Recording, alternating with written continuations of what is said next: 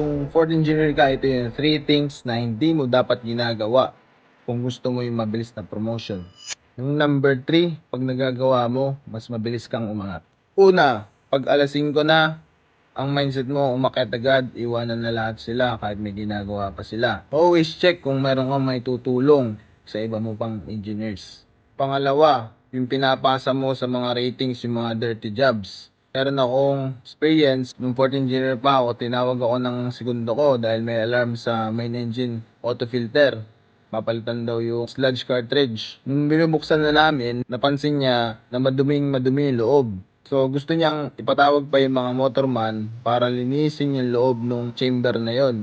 Pero sabi ko, ako nang bahalang maglinis dyan. Madaliin ko yung linis para may balik natin agad. Yung time na yun, na-appreciate niya yung ginawa ko. Siyempre, at the end of the contract, binigyan niya rin ako ng recommendation for third engineer. So, don't pass the dirty jobs kung kaya mo naman gawin.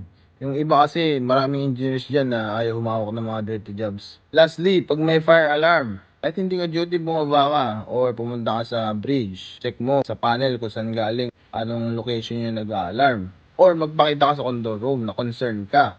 Pag di ka nila nakita, 14 engineer ka, nasan ka, di ba? Sabihin you don't care. Nakamarka ka na sa isipan nila. Pag time na ng appraisal, huwag kang magtaka na wala kang recommendation. Comment the word chief at isesend ko sa iyo yung guide para mas ma-promote ka agad. 200 plus na yung mga marine engineers na nasa loob ng system na to. Siyempre, follow for more tips kung paano pa mas ma-promote ng mga. See you guys.